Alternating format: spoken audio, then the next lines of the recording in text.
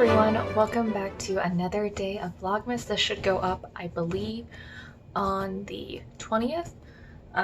This is all very dependent on how scheduling for other things goes, but all things considered, that should be when this video comes up for Vlogmas. When this comes up also, I will be back in California, so that's why I wanted to film it now, so I can kind of discuss some of the stuff with you. So this video is going to be about my rankings for the different distilleries I have gone to. I had done a total of actually like 16 tours of different distilleries over 2022. Most of them are in this thing called the Bourbon Trail Field Guide. You can, for example, have things like the different distilleries and you can get stamps and you collect coins.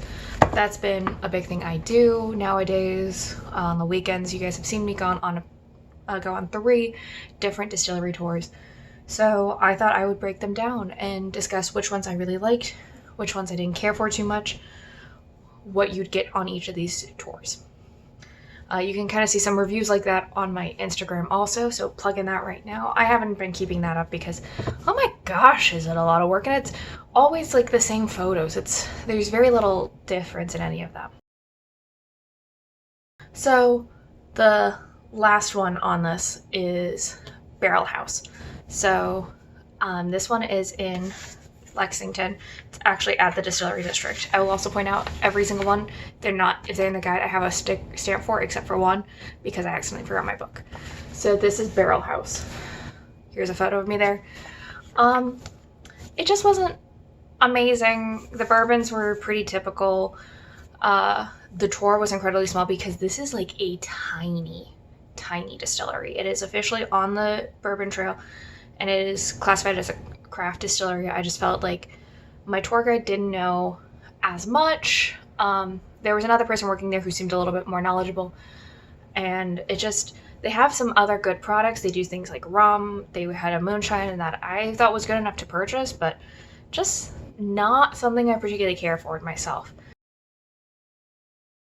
The next one is Bardstown. So this is something you actually get on the tour, is this lowball glass with Bardstown Bourbon Company. In this case, again, it was not my favorite. Their bourbon was heavy on the rye, like incredibly heavy. Like it wasn't like I've had other bourbons that are of a similar mash bill, but the rye is never as peppery as it was in that. It is one that it was not great. Here it is. The tour also was something where it felt like the guy who had started Bardstown Bourbon Company just had like FU money, and he had wanted to have his own bottles, and that's why he made this place. And so there wasn't a lot of great love for bourbon in it. They have a huge facility and their restaurant is great, but for example, their old fashioned was not good at all. With this distillery also, they work with a bunch of other distilleries to either like barrel or bottle or whatever. But yeah, they private label a portion of it. I'd be curious when they come out with completely their own bourbon, how it would taste. But it's like $70 a bottle for bourbon that's not amazing. Next was New Riff. So in this case, I may have just not had a good experience. So this is New Riff. It is in northern Kentucky. It is in Newport. And I was hungover at this distillery, so that may have also not helped, but I didn't particularly like their ryes. They were a little on the spicy side, and there wasn't much extra with it to like set it apart. Their big thing was, the creator, the founder had originally owned a different like party store and got into bourbon because he was like always looking at purchasing different bourbons for his store, and it just wasn't my favorite. They have a bar attached with them, but because, like I said, I was hungover and I was actually going to have to also drive the hour and a half south because I was going to be taking the 27. I was just like, ooh. But yeah, it ranks a little bit lower. Maybe if I go to the bar, maybe. Number 10 is Hartford & Co. So actually, fun fact with Hartford & Co. It is the only distillery in Bourbon County because, like 10 years ago, for example, Bourbon County was a dry county. I went on their tour. It was a pretty good tour. The person that was giving the tour was actually the owner's father. And what's fun about this tour is it's in an old car dealership. With that in mind, this is not an ADA compliant tour, so if you have a hard time, if you have mobility problems, this is not one I recommend. I just slurped some coffee. It was okay.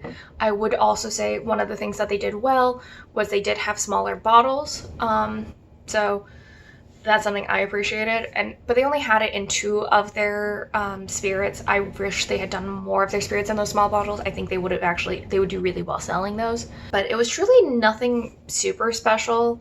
Nothing really stood out on the actual tour besides, oh, this is in a old car dealership, and trying to get out to Paris is a drive.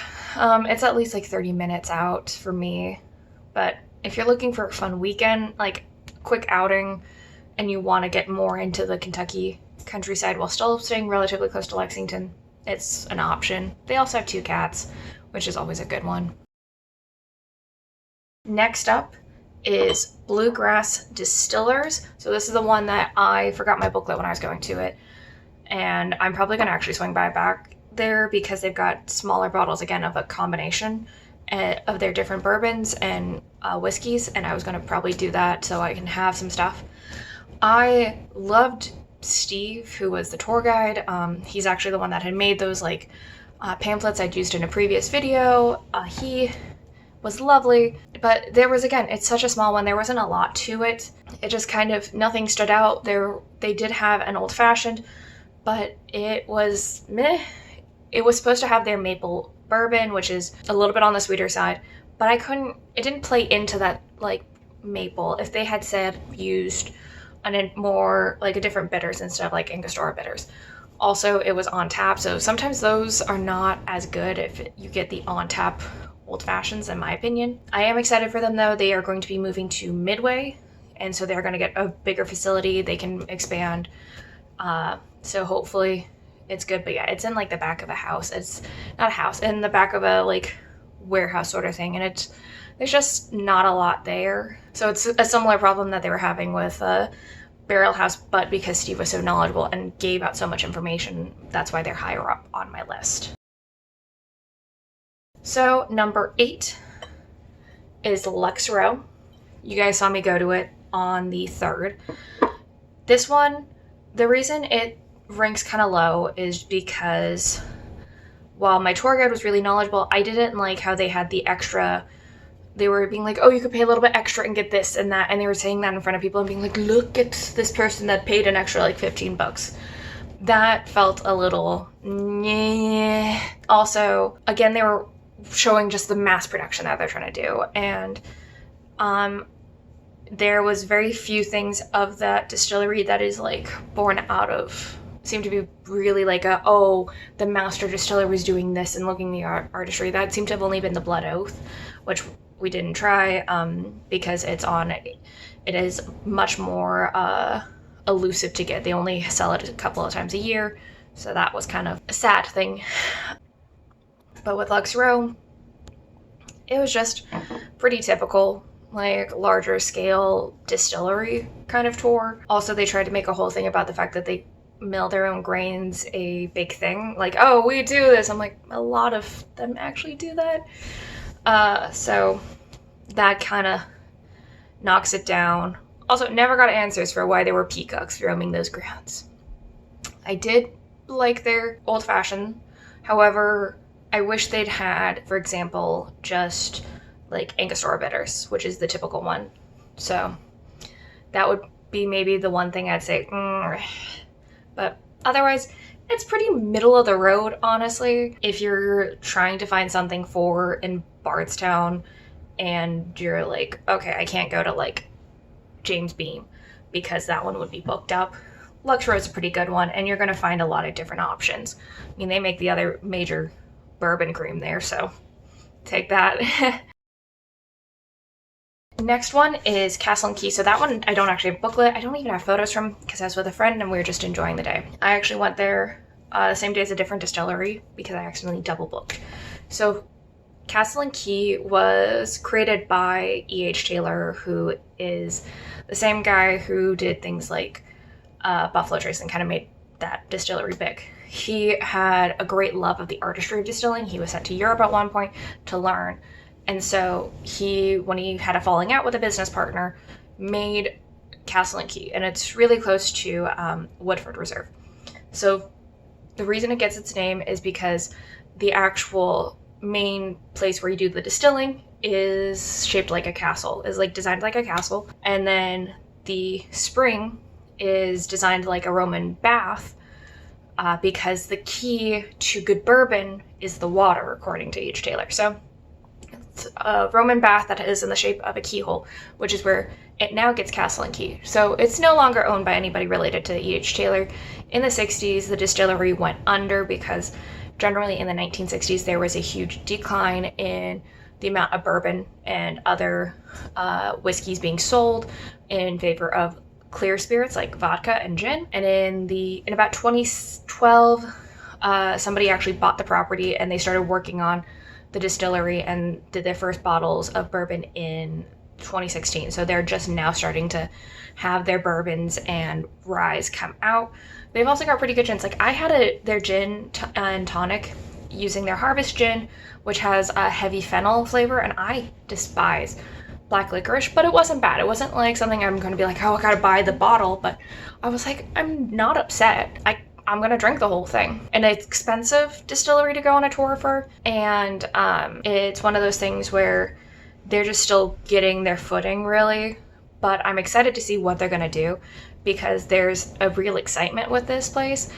They still have a lot of stuff from actually more the 40s, 50s, right before the distillery went under. So they've got some of the older fermentation vats, they've got some old column stills, and they've got pretty good and large rick houses. And those are some of those things where they actually allow others to use their rick house. Because, for example, in Lexington, you are not allowed to have a rick house within the city because of fires. So Castle and Key, it's a good place. It's really pretty. I will warn you though, it is in the valley and it is a pain to try to send text messages if you're meeting up with people. But generally, it was good. They have a bar associated with it. It's like kind of just a step in, step out. They have a old fashioned that uses rye, which is similar to what is at a different place also, because especially when the old fashioned was created, this was before legal classifications of what is considered a bourbon. So you could kind of mix and match.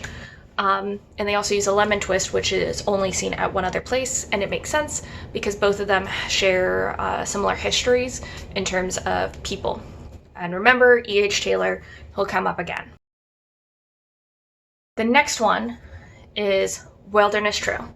So you guys saw me go there on December 10th. It would have come up on the 12th. Wilderness Trail, let me find it.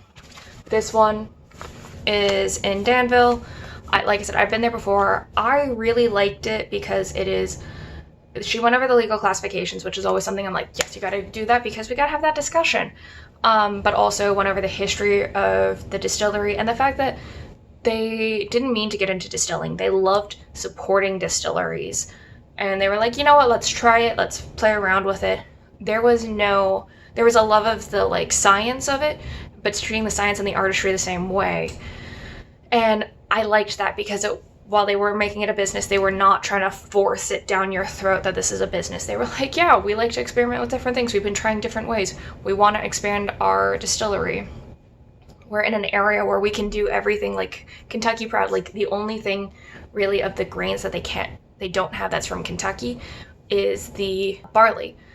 That barley comes from a different state, I believe, because it doesn't grow well. I will say I was a little bit surprised that their rye also isn't from a different place, like a different state, because rye is another one that struggles a bit in Kentucky climates. That's the reason why actually bourbon became a big thing, is because they could distill corn easily. Rye in Kentucky had a harder time growing, but I liked it. Their old fashioned was really good, and my mother seemed to have liked her Kentucky Mule a lot, so that's been pretty good. And also, who doesn't love Cooper? He was adorable. Like, that cat is adorable. Next one is Four Roses. Four Roses is one of the older distilleries around. It actually was one that survived the Prohibition. It was one of the few that was actually distilling the medicinal whiskey during that period of time, although they've also had a kind of sordid history because of different companies buying them out. So Four Roses whiskey that you would have seen in the like 60s, 70s, I believe is when they mentioned, is not the same as what you see now.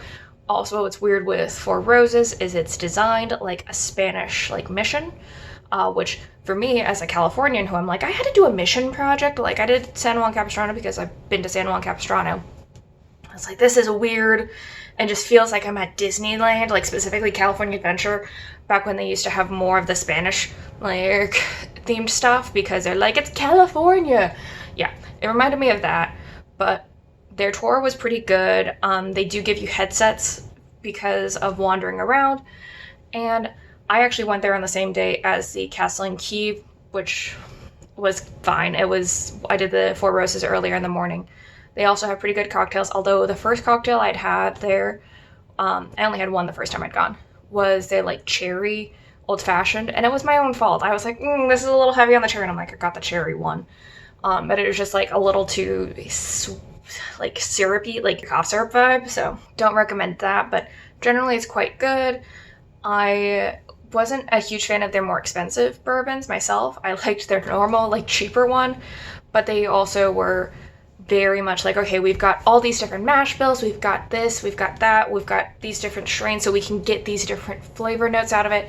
And it was a fun focus, and I had a good group generally that I was on this tour with. The big thing that day was it was just cold. It had snowed that day. But also, fun thing with that distillery tour, going both to Four Roses and Castle and Key, I actually ended up going on my grandmother's birthday, and that was one of her favorite spirits was bourbon. Although again, I don't know if it was bourbon as in what we call it now, or if it was bourbon of it's bourbon, but it could be rye, it could be something else. Now, number 4 is Town Branch. I will also say the reason why Town Branch ends up higher up on this list is because Town Branch is also with Lexington Brewing Company. Lexington Brewing Company makes some of my favorite beers here in Kentucky. Their most popular one is their barrel. It's a really good one. It's actually a Irish red ale that has been put in a bourbon barrel and aged. I know a lot of people do not like barrel-aged beers because it's so like boom in your face alcoholic, but this one is a little bit more of a mild bourbon flavor, so it's one that you can more easily sip. I do really enjoy it, but my favorite is their vanilla bean cream ale, so it's the one that comes in the yellow cans. They also make really good seasonal ones like their peppermint porter, surprisingly amazing, although it's not as good on tap because that last time I was there it was on tap and I tried it and I was like, it's not as good as I remembered it from like the last Christmas, but generally it's good. They also have a lot of good bourbons there. The True Cask is always a good one, as in the case of any sort of single barrel. The single barrel I'd had in January from them, I preferred much more than their single barrel now, but their normal bourbon, pretty decent. They also have this thing called Kentucky Sundown, which you can only find at their gift shop. It is a very thick liqueur where you have the liqueur, pour in some hot water, like boiling water, and then you do a heavy cream float on it. And it is just like a warm hug, and it's amazing. Yeah. But yeah, you can only find it there. But also, it's a great tour to go on, and it is in Lexington. It is like 10 minutes away from the University of Kentucky campus, and I highly recommend it for anybody who's coming into town. The next one, number 3, is also in the distillery district like Barrel House. So this is actually one of the first, this was like the second stamp I ever got in my book. So James C. Pepper, they also give you this fun little shot glass, is one of the oldest distilleries, kind of. So in this case, the Pepper Distillery is incredibly old, but it didn't survive the 1960s and came back in the early 2010s. And what's interesting about it is the distillery district in Lexington was actually the James E. Pepper Distillery. So they were able to bring it back. It's in a much smaller facility now, but it is still there. They only have about 1 bourbon and 1 rye, and their rye is actually incredibly smooth, and I believe in their old fashioned, which is kind of the thing that brought it all the way up to the top, was they used their rye instead. But the fun thing with that is James E. Pepper, who was like actually third generation on this distilling. He was the one that kind of invented it, / like he was the one that made it popular. So as the story goes, it was made actually, Old Fashioned was made for him at a hotel in Louisville. And then because he was incredibly rich, both from, him and his wife were both from horse racing and bourbon, they ended up going to some of the ritzy hotels in New York, and when one of them published its bar book of all of its patrons and their preferred drinks, that's where we got the Old Fashioned. And at the time, it could have been either bourbon or rye that they were using, what we now classify. Also with James E. Pepper, he was actually a ward of E.H. Taylor because all these bourbon families are connected. And so both of them were involved in the Bottled and Bonded Act. And the reason why I think Castle and Key also uses a rye with a lemon twist is because in the James E. Pepper, they do the same. And it would be leaning more towards that traditional way of making it. This tour is packed full of history. So if you really want to know about the history of bourbon and Lexington in some ways, I would say go on the James E. Pepper tour. It is really cheap. And you end up in the Distillery District, which also has a lot of good ice cream. You've got Barrel House also, which has a pretty decent restaurant. So if you can do 2 tours at once and you can do multiple things. You've also got Goodfellas, which you can get some cocktails there. Even though this isn't labeled, number 2 is Woodford. I brought this up because this is what I got as a, like, sorry about the fact that our dishwashers were broken. As you guys saw on the 4th, I went to Woodford. Woodford is honestly incredibly good. It's worth a hard time trying to get into there. They really try to focus on the artistry of it and be like, okay, you can try to smell all these different flavors. I could maybe pick out like 5 or 6. I don't have that refined of a palate, but it was good bourbon, and the double oak is something that I'm like, ooh, some point I may treat myself and buy a bottle of it, because I could definitely see myself sipping it. And it's one that I wish they had a bar with it, because I'd love to see more cocktails that they would make with their different spirits. One thing I wish they'd had on the tour, and this is on a couple of them, I wish they would give water out so you can kind of test and see how it expands when you would put it for the bourbon, for example, on ice. But the history of the tour was great. The actual facility for Woodford was actually started by James E. Pepper's father, Oscar Pepper, but then they moved to more of the Lexington area. But some of the facilities of Woodford Reserve have been around for like since the 1830s, and I find it very interesting that for Woodford they do 3 stills instead of 2, and they use a pot still of sorts instead. And then last one, I have to say, it's Buffalo Trace. So this had his Pappy Van Winkle. It was like $30. Like everything Pappy Van Winkle related was like expensive. Again, this one actually not in the booklet. I think that's because Buffalo Trace, which was at one point OFC or Old Fire Copper, is one of the biggest. They make some of the most expensive bourbons like Pappy, and also they have things like Weller. Their Buffalo Trace is good. It's $25 at the gift shop, and it's worth every cent of it. I would say it's also a big thing with it. The tours are free. Good luck trying to get on one. So they are open their tours at 9 a.m. the first Tuesday of the month for the next month, but you can get on the wait list, and that's what I've done. And I've had a lot of great tours. I've had 2 different tour guides who are both retired men who are just like, yeah, this is fun for us to work part-time at this distillery. And you get to learn a lot about the history of distilling. I will say though, if you do the general tour, you're not going to be going into anything of like higher manufacturing, because also they are still renovating the facility because they've been doing an expansion since the 90s. So you'll go into like the barrel house, you will go into the bottling, and there's some other places like one of the rick houses. However, that's about it. If you do other tours, like I had done the Old Taylor tour, we got to kind of go some behind the scenes. We got to go to like where they discovered some of the old cookers that were completely copper lined, because currently they're apparently doing a lot of experiments both in terms of different heritage grains, as I learned on the first tour, as well as they're trying to recreate some of E.H. Taylor's recipes. Because yes, E.H. Taylor originally was at Buffalo Trace or OFC and then left because of a falling out and started Castle and Key. But those are kind of some recommendations and kind of my list. I'm excited to see what more I have, and I'll probably double back on a couple of these distilleries. Sometimes they have like other tours, so every single one I've only ever done their normal tour except for Buffalo Trace, although I will say Buffalo Trace would have already been like probably number one, because I'm like, darn it, I was hoping I could be like, no, there's other ones that are just as like good or better. This one, honestly, they have some of the best tours. However, all of these, go for it. They're not bad. You're also going to learn a lot of information, just like these are my experiences on these tours. Thank you guys so much for watching. Please remember to like, comment, share, and subscribe. If you want to see more of my bourbon adventures, go onto my Instagram. It is the same name, Obi like Kenobi. And I shall see you guys next time. Bye!